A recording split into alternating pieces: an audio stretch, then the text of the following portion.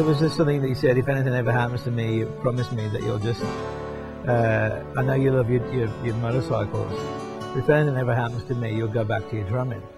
And that was kind of a strange thing for him to say, that I never thought that anything ever would ever happen to him. And that was the only really reason why I kind of stopped really racing, because that was going to be my career. I'd had talks when I finished, which we call schoolboy ranks in England, the junior ranks, the amateurs. To go pro, I'd already been in talks with Kawasaki then to take it to the next level. But it was my father's death that suddenly went, you know what, I'm going to go into drumming. Well, I can't emphasize how much fun it was to be backstage at the Foreigner concert. And one of the best parts is when all the band members dropped all their instruments and started singing this song. I gotta be honest, I really haven't heard that song before. It was called Say You Will. And in my generation, all the concerts I've been to, you really don't see all the members coming up to sing a song together. And it was just awesome. Say you will, say you won't, make up your mind tonight.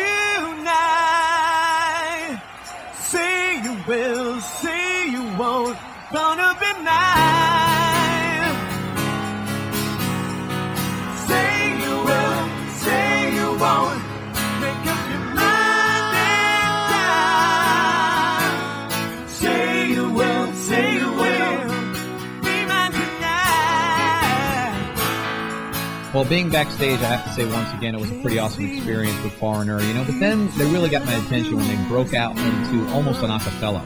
I mean, Mick Jones, he's known for playing with some of the best bands and actually arranging for some of the best bands. Pink Floyd, the Stones, everybody. This guy's a legend. And to see him pull an acoustic guitar out and start wailing away on that thing like he did, and then having the band join in. I saw Jason pop up from behind the drum kit, and I knew something special was coming. He runs to the front of the stage, and they just start, just doing such a rendition of Say You Will, which is one of my favorite Foreigner songs anyway. So won't you say you will, say you won't, make up your mind tonight. Say you do,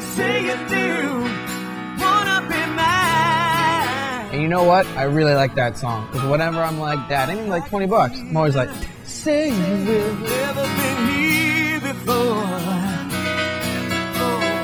Cause no one I've known's ever moved me the way that you do. How about it, West Palm? I know this is the real thing. It's all I've been Listening to Chase sing was not pleasant at all. Say you will. But being at the concert, listening to Foreigner sing Say You Will acoustic was really striking. Why don't you say you will, say you won't, make up your mind tonight. Say you do, say you don't. Well, the 2X crew never misses a chance to go riding. And I've been an FTR member for so long, I don't like to miss any of the pit bike races they have. Like the one we did at Gatorback. But at Gatorback, for some reason, it didn't really go as planned.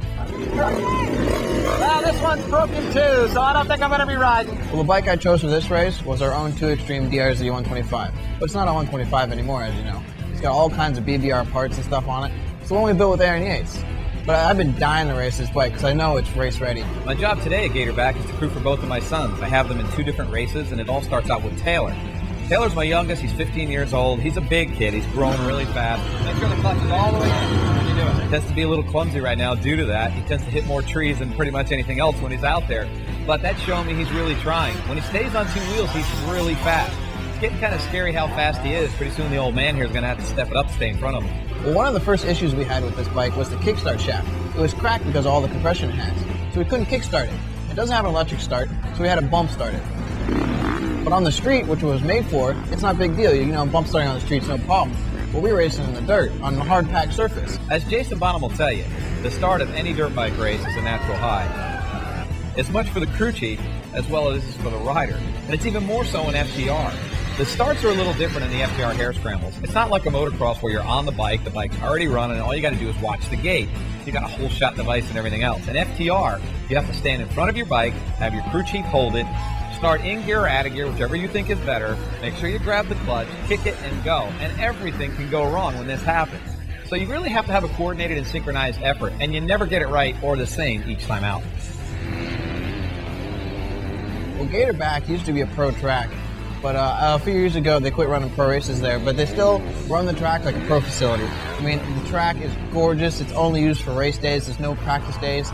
And being able to ride it at an FTR race is just awesome because not many people get a chance to ride a former pro track.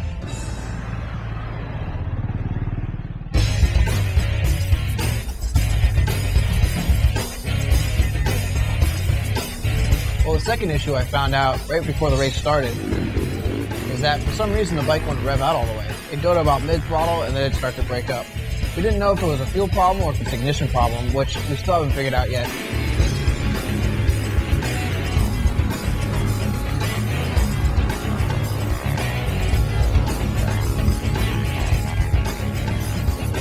Even though I had the problem, I didn't want to give up on the race.